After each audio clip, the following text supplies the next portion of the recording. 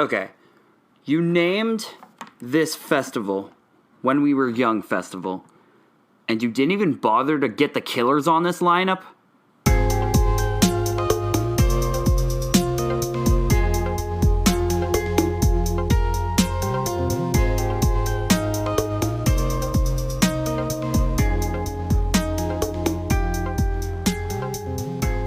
My homies, thank you very much for joining for the second episode of the Impossible Podcast, a variety podcast. Today we are talking about something that's technically near and dear to me, but goodness gracious, what a weird sequence of events.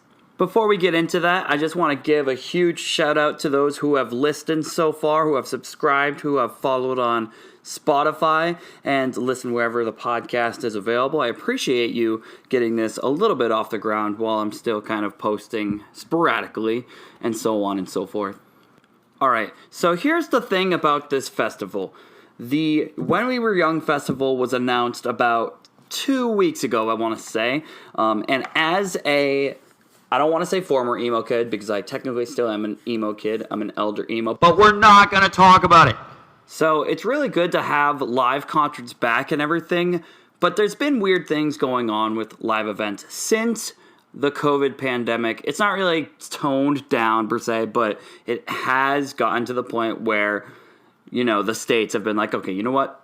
Shows are back, whatever, let's do it type thing. So the deal with this festival is that it has a lot of emo bands on here that, if not headlining type bands at this point in time, were back in like the mid 2000s and everything. So basically all of the elder emos and the scene, your citizens, are coming out of the woodwork and being like, this is the craziest festival lineup of all time. So it got announced about 2 weeks ago, like I said, and I'm going to list off all the names of the bands that are on this festival. These are just some of the notable ones. I'm not going to name all of them, but I'm going to start from kind of lower status and everything to the main headliners that are featuring at the festival. Alright, so starting off, we kind of got the smaller bands. The Red Jumpsuit Apparatus, they've had like one song maybe that I've heard in the past 10 years. The Wonder Years, We the Kings,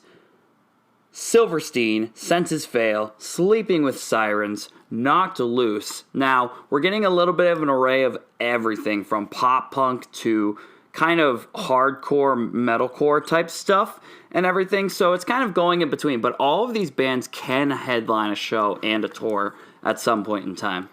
We've also got bands like the All-American Rejects, who I don't think have released anything since 2017 or 2018. They did like a few one-off singles, like I don't know if it was an EP or an album, but they're coming out of the woodwork. We've got bands like Alkaline Trio, The Used, and AFI, which AFI put out an album I think this past year, but The Used and Alkaline Trio, I'm not even sure exactly even put out stuff in a while, so it's kind of interesting stuff. They also have Dance Gavin Dance doing some stuff there. Boys Like Girls, which I haven't heard that name since my middle school days, are also making some type of thing happening.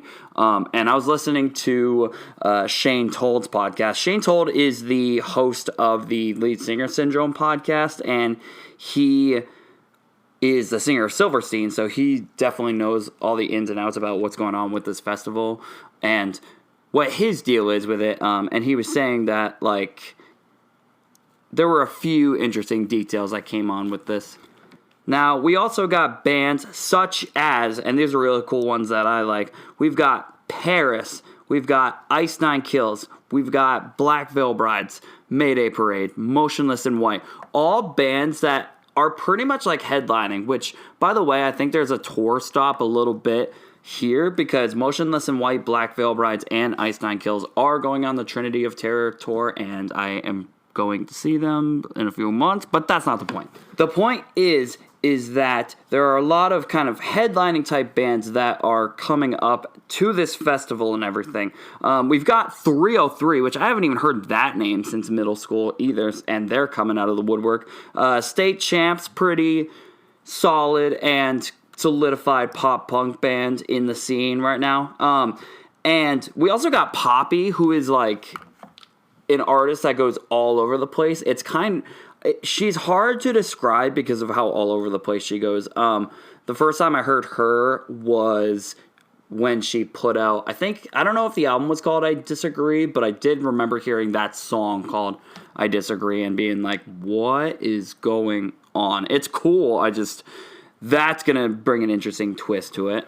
On top of that, we've got kind of the smaller headlining bands. So, Taking Back Sunday, Dashboard Confessional, I Prevail, Pierce the Veil, The Story So Far. Those are all bands that are coming out of the woodwork and doing this festival, which is insane.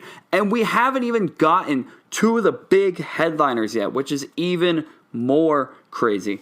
All right, so for the big headlining bands, I gotta say, I don't even know how they got any of these bands to agree, because looking at the festival lineup as it is right now could already be a crazy enough festival. But we've got about 5 or 6 bands that are the main headlining bands that are going to be the feature for this festival. So first off, Avril Lavigne is one of the notable headlining acts that is going to be at this festival, which is crazy because she came out of the woodwork too. We haven't heard from her in years and everything, and all of a sudden she's playing on Travis Barker's Halloween Bash. I think it was either Halloween or Holiday Bash. I don't quite remember, but she was on there, and then she puts out a new song with Black Bear, and all of a sudden she makes an album announcement, and she's back on the train, and she's about ready to get going back out there. So she's one of the first headlining acts there.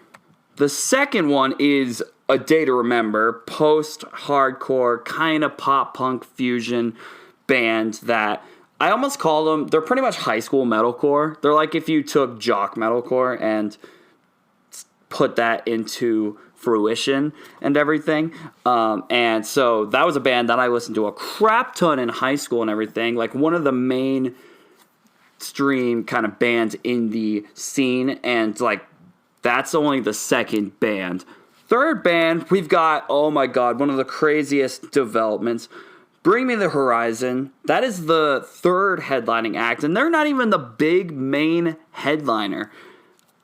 The reason why that Bring Me the Horizon announcement is so special is because they have kind of done a lot of things for the scene. Whether or not you like them or not, they've been doing some really interesting musical choices that have kind of been bringing in listeners of pretty much everywhere, bringing in influence of electronic music, integrating all that into their sound and everything. Pretty much straying very far from their deathcore roots and going to like this almost, if you took Linkin Park and put a lot more kind of instrumentation on top of it.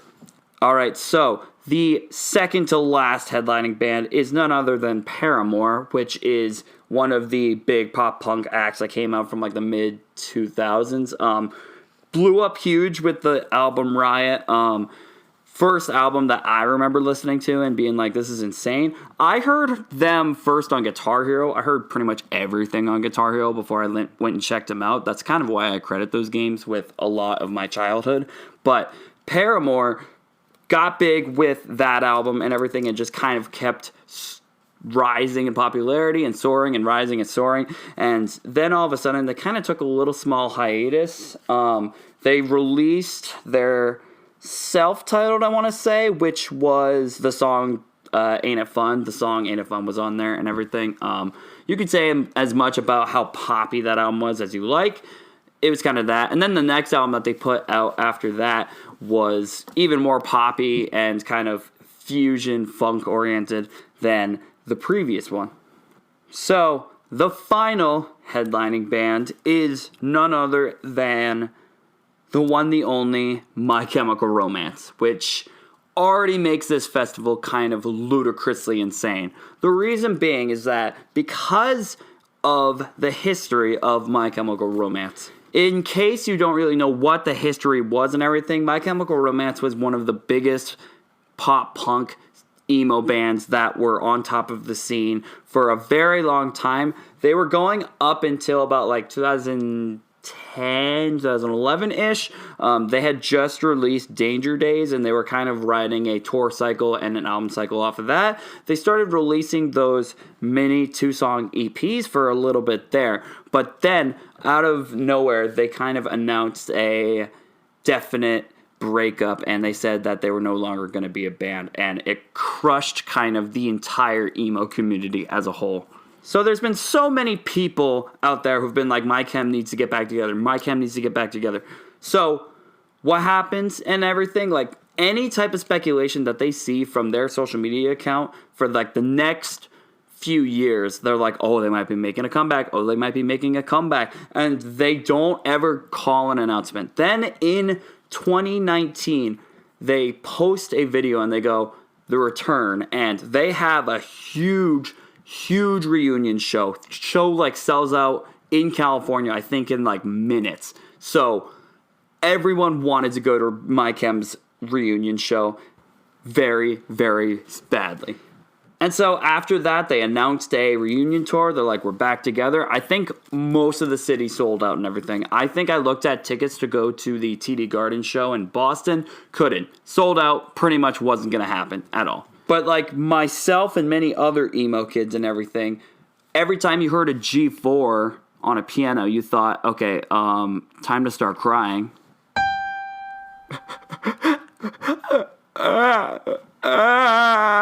It's fine. They're back together. Don't worry about it. It's all good. You're okay. You're okay. You're safe. But with all these awesome bands in mind, we have to talk about the logistics of it, because there have been some things online that have been a little bit suspicious.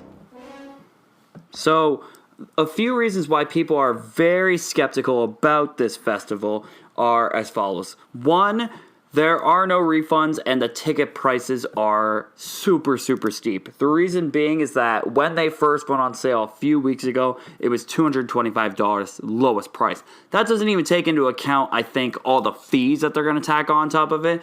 Not only that, but that's only for the ticket. Then you have to get hotel prices, you have to get plane tickets if you want to go there and everything. There's going to be a lot of cost that is involved in that. And if something happens, you do not get a refund. Now, I will concede here that in all honesty, all festivals and concert tickets really have been like that. Like, in my opinion, Ticketmaster makes you pay a fee for ticket protection. They already hike up their prices anyway. So Ticketmaster, if you're listening to this, fix your ticketing prices. Stop hiking it up so high. Come on, grow up.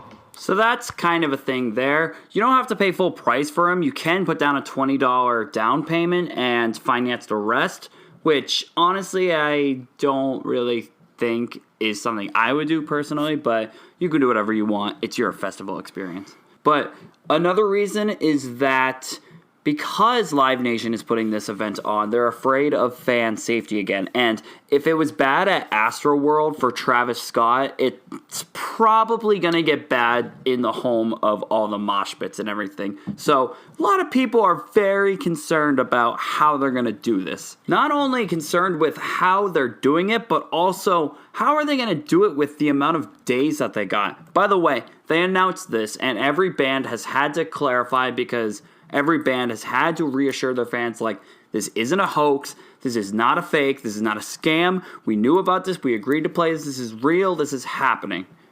Basically what's happening is that they are having this festival for 3 days. So you think, okay, it's a 3-day festival, so they're going to stretch it out over 3 days, right? No, they're not. So basically, they are going to have this festival for 3 days, but it's going to be the exact same lineup for every single day. I don't know how that's going to happen. I don't know what the logistics of it are, but it's going to happen somehow. Also, not to mention that this is supposed to happen within the span from 11 a.m. to 11 p.m., I think. So bands are going to have very short set list times and everything, and the logistics of it are still very up in the air. But like I said, there have been many bands that have tried to reassure their fans saying, hey, if you are getting tickets, please, we assure you that it is going to be okay and that everything's going to be fine. Black Veil Brides even put on their official Facebook page with the day 3 announcement saying tickets are on sale at this date, and they actually said in their caption, yes, it's real. Yes, we will be playing all 3 days. Yes, we knew about this since last year. Yes, it's possible for this many bands to play. No, we aren't worried. We have played many festivals like this before. See you there. Which I kind of agree with, but also I'm like, I don't really know, because have we seen a festival of this caliber of so many mainstream, not really mainstream, but like very much main headline caliber bands in a festival all at once? I don't know if we've seen anything along this caliber whatsoever. And a lot of fans were speculating and seeing, and I think somewhere they were saying that some bands didn't even like know that they were playing the festival until it got announced, and then they were like, oh, we're playing the festival and everything. So that's been some speculation. I don't know how true it is, but that's just what I've heard somewhere. So let me know what you think about this whole festival fiasco. Is it a hoax? Is it too good to be true? Let me know what you think over at my socials. Now, when this episode's being recorded and everything, the tickets will have probably already gone on sale. It is on January 31st, so make sure you get your tickets if you're interested in getting them at all. They have hiked up the prices a little bit to, I think, $245, so you want to sign up for that in case you do want to go see this epic show. But yes, thank you so much for listening. I appreciate you all being here. You can reach me over at Impossible Podcast. Shoot me a DM over there. I'd love to hear from you and what you think about all of this. Check me out on Spotify and Apple Podcasts. Maybe elsewhere if I get the time to send out a feed over there. But make sure you leave a rating, some feedback. Subscribe to the podcast so that you don't miss out on any episodes that I post. And with that said, thank you so much for listening again. I will see you or hear you in the next episode, and be good to yourself along the way.